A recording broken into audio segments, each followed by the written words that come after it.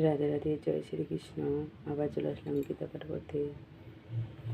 দিনে টাইম পাইনি, তার জন্য এখন রাতের বেলা বানাচ্ছি।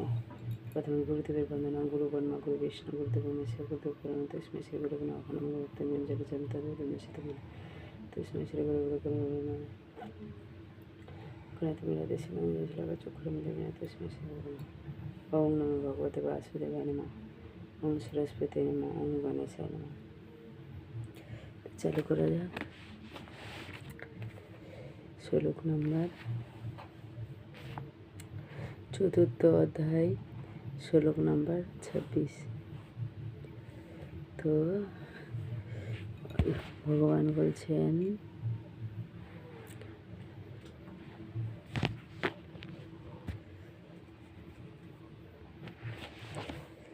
কোন কোন যোগী চোখ, কান প্রভৃতি ইন্দ্রিয়গুলিকে সংযম রূপ অগ্নিতে আহুতি দেন,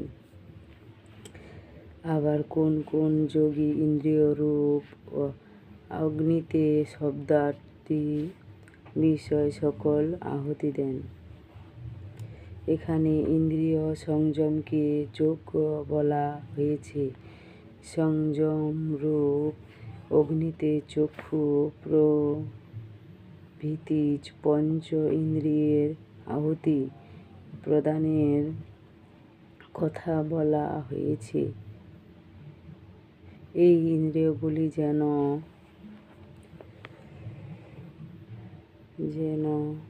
সর্ব ইচ্ছায় নিজ নিজ বিষয়ে প্রবৃত্ত হতে না পারে। সংযম তখনই পূর্ণ হয় যখন মন, বুদ্ধি ও অহংকার হতে অনুরাগ ও আস্তিক সম্পূর্ণরূপে অপসারিত হয়। অপরদিকে রূপ, রসাদি যে পাঁচটি বিষয় আছে, সেগুলিকে ইন্দ্রিয় রূপ অগ্নিতে আহুতি দিয়ে যজ্ঞ করার কথাও এখানে বলা হয়েছে। তাৎপর্য এই যে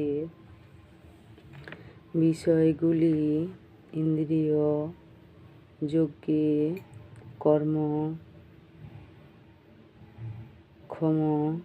হলেও ইন্দ্রিয়গুলিতে যেন কোনো প্রকার আস্তিক অনুরাগ ও বিকার উৎপন্ন না হয়। যোগী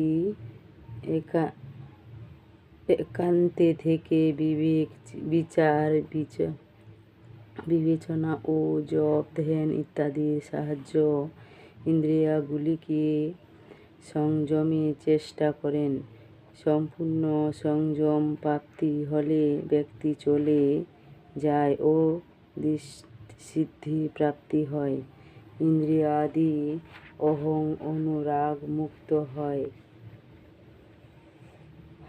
এই অবস্থাতে ইন্দ্রিয় সকল নিজ ইচ্ছার কর্মক্ষম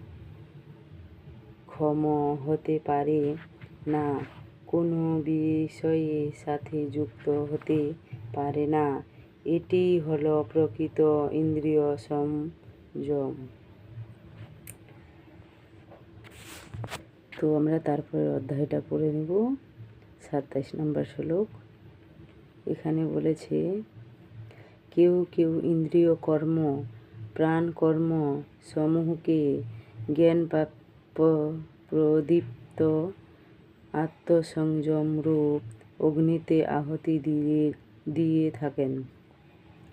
সমাধিতে চিত্তবৃত্তি নিরোধ করে যোগী ইন্দ্রিয় এবং প্রাণের ক্রিয়াগুলি সমাধি যোগ রূপ অগ্নিতে আহুতি দেন।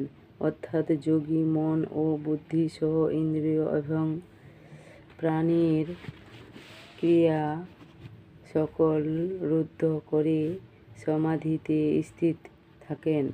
সমাধিকালে প্রাণ ও ইন্দ্রিয়ের আর কোনো প্রকার চাঞ্চল থাকতে পারে না, তিনি প্রসন্নতা লাভ করে ও পরম তত্ত্ব লাভ হয়। এটি জ্ঞান যোগে শেষ ভূমি। প্রথমে ইন্দ্রিয়গুলিকে অগ্নি জ্ঞান করে তাতে বিষয় আহুতি দিতে হয় এবং রাগ বিদ্বেষহীন হয়ে বিষয় ভোগ করতে হয়। এরপর ইন্দ্রিয়গুলিকে সংযমরূপ অগ্নিতে আহুতি দিতে হয়, অর্থাৎ ইন্দ্রিয় সংযম করে প্রত্যাহার করতে হয়। এরপর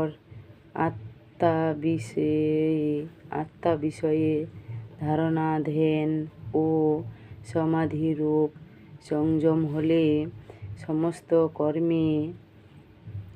কর্মেন্দ্রিয় এবং কর্মেন্দ্রিয়ের ও প্রাণের ক্রিয়াগুলি আহুতি হতে হয়। এটি হল ব্রহ্মজ্ঞানীতে আত্মাহুতি প্রদান। রাধে রাধে। ভিডিওটা ভালো লাগলে লাইক, কমেন্ট, শেয়ার করবে। জয় শ্রীকৃষ্ণ।